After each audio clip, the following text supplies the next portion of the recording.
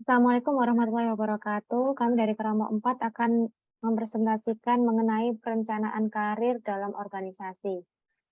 Kelompok kami ada yang pertama yaitu Lala Dinda Pratiwi, NPM 097, Rasden Iza, NPM 126. Selanjutnya ada Noni Saskia, NPM 060, dan Natasha Intan Ayu, NPM 235. Yang akan kita pelajari hari ini yaitu ada topik mengenai pengertian karir dan perencanaan karir. Yang kedua ada manfaat tahapan dalam perencanaan karir. Yang ketiga ada metode perencanaan karir. Dan yang keempat ada contoh perencanaan karir dalam organisasi, yaitu studi kasus. Yang pertama karir. Karir adalah semua jabatan atau pekerjaan yang pernah dijalankan oleh seseorang dalam masa kerjanya. Perencanaan karir adalah perencanaan yang dilakukan baik oleh individu pegawai maupun oleh organisasi yang berkenaan dengan karir pegawai, terutama mengenai persiapan yang harus dipenuhi seseorang pegawai untuk mencapai tujuan karir tertentu. Next. Yang selanjutnya ada manfaat perencanaan karir. Nah, dengan adanya perencanaan karir ini, maka sebuah organisasi dapat yang pertama yaitu menurunkan tingkat perputaran atau turnover, yang kedua ada mendorong pertumbuhan, yang ketiga ada membantu menciptakan keanekaragaman angkatan kerja, yang keempat membuka jalan bagi karyawan yang potensial, dan yang terakhir membantu pelaksanaan rencana-rencana kegiatan yang telah disetujui. Next. Nah, yang selanjutnya ada langkah-langkah perencanaan karir, yaitu proses atau langkah-langkah yang akan ditempuh untuk menyusun rencana karir terdiri atas hal-hal berikut ini. Yang pertama yaitu menilai diri sendiri.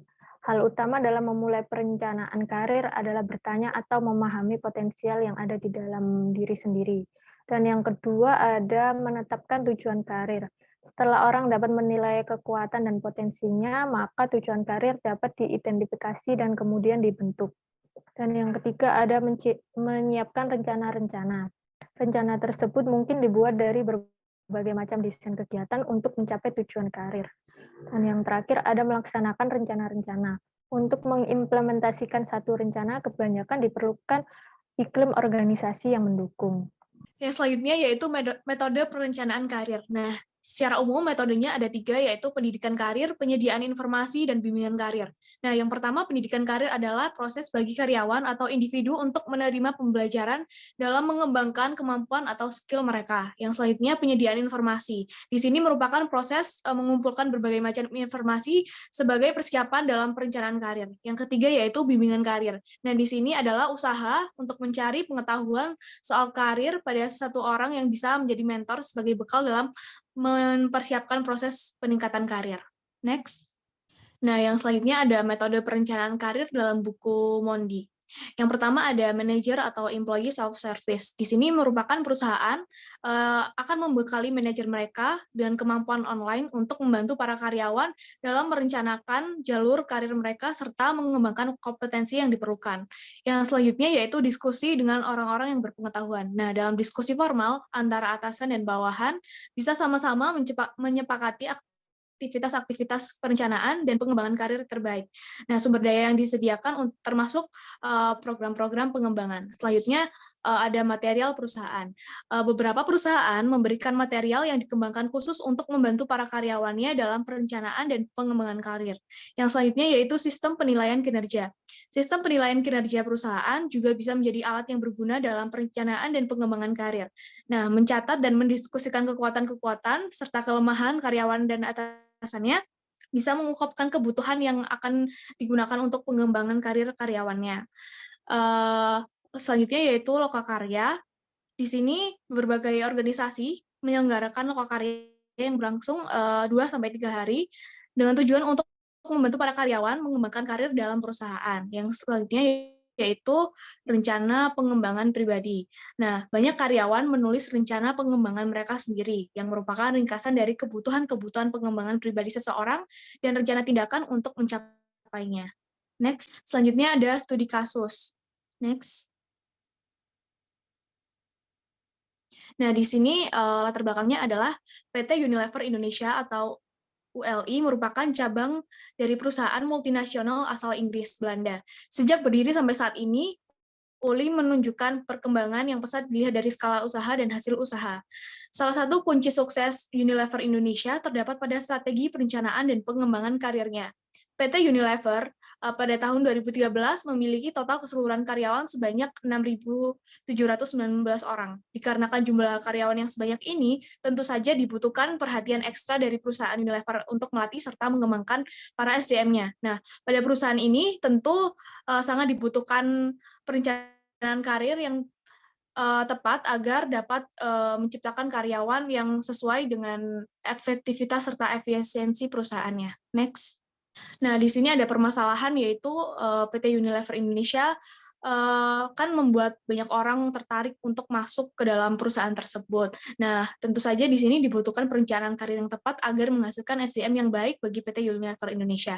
Di sini yang jadi permasalahan adalah bagaimana cara perusahaan agar dapat membuat strategi perusahaan dan karyawan berjalan selaras dengan perusahaan dan lebih mudah dalam mencapai tujuannya.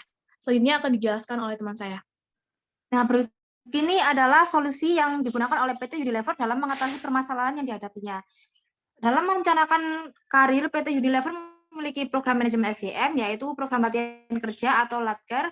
Jadi pelatihan ini berguna untuk meminimalisir ketidakmerataan dalam perusahaan. Program pelatihan tersebut meliputi program pelatihan general skill, leadership skill, professional skill, dan sharing session.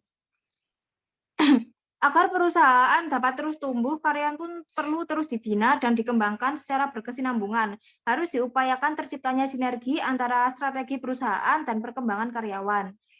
Next. Nah, berikut ini adalah langkah yang diterapkan oleh PT Unilever dalam upaya pengembangan karir pada karyawannya. Yang pertama, PT Unilever menerapkan prinsip keragaman. Perusahaan harus menyadari bahwa keragaman pikiran dan hati yang mandiri dapat membuka potensi peluang bisnis. Sehingga dengan cara ini perusahaan dapat menciptakan sinergi merekrut, memperkerjakan, mengembangkan, dan mempromosikan karyawan berdasarkan kemampuan, kualifikasi, hasil kerja, dan potensi karyawan yang beragam. Hanya dengan cara inilah perusahaan dapat menciptakan sinergi sejati dalam perusahaan untuk mencapai titik puncak. Lalu yang kedua, PT Unilever menerapkan prinsip bisnis yang sekaligus menjadi pedoman etika bisnis. Dalam hal ini, PT Unilever mencari cara kreatif dan mengena untuk mengkomunikasikan serta berbagi dalam memecahkan kasus-kasus dalam perusahaan. Selain itu, perusahaan juga dianalogikan sebagai teater di mana karyawan dapat memerankan beberapa segmen dengan harapan mereka dapat memahami prinsip tersebut dengan lebih nyata. Dengan demikian, mereka terdorong untuk mempelajari dan mengembangkan pemahaman tentang pentingnya prinsip itu. Lalu yang terakhir, yang ketiga, menyelenggarakan program seperti Enterprise Award. Memberi kebebasan pada tiap karyawan untuk melahirkan ide kreatif dan cara kerja baru, karyawan didorong untuk mengasah dan mewujudkan kreativitasnya. Untuk meraih sukses, semua karyawan perusahaan berpikir dan bertindak seperti wiraswastawan, yakni terfokus, kreatif, dan bermotivasi melakukan tindakan. Next. Untuk pembahasan evaluasi di PT Unilever Tbk ini memiliki peluang untuk mendapatkan posisi yang lebih baik dengan gaji yang lebih tinggi. Unilever memiliki sistem penghargaan yang sangat adil, terbukti dari sistem penilaian pekerjaan untuk pegawai yang dapat memberikan kontribusi terbaiknya untuk perusahaan. Maka pegawai tersebut akan mendapatkan penghargaan sesuai yang dijanjikan. Sementara untuk pegawai yang memiliki performa yang rendah akan mendapatkan yang sesuai dengan apa yang dia kerjakan. Next. PT Unilever juga mempunyai program pelatihan yaitu General Skill, Leadership Skill, Professional Skill, serta dilakukan juga sharing session untuk karyawan. Dengan adanya pelatihan tersebut, maka perusahaan telah ikut serta dalam mengembangkan karir para karyawannya dengan baik secara langsung maupun tidak langsung melalui program pelatihan. Next. Selanjutnya yaitu kesimpulan dalam manajemen SDM, perencanaan dan pengembangan karir adalah termasuk sebagai bagian program pembinaan tenaga kerja. Tujuan kegiatan pembinaan ini adalah untuk memelihara karyawan dengan cara mengembangkannya sesuai dengan kompetensi, bakat, dan kemampuannya agar bisa berfungsi dengan baik dan optimal bagi perusahaan. PT Unilever Indonesia memiliki komitmen yang kuat dan bervisi jauh ke depan dalam mendidik dan mengembangkan barisan sumber daya manusianya. Dengan mendorong karyawan untuk terus-menerus mengembangkan diri serta mempertahankan work-life balance, perusahaan dapat mengembangkan dan mempertahankan SDM yang handal, berkualitas, yang berperan utama dalam pengembangan bisnis. Setiap tahun, manajemen Unilever Indonesia menargetkan pertumbuhan bisnis di Indonesia yang disesuaikan dengan target yang ingin dicapai oleh Unilever secara global. Sekian presentasi yang dapat kami sampaikan. Mohon maaf apabila ada salah kata. Wassalamualaikum warahmatullahi wabarakatuh.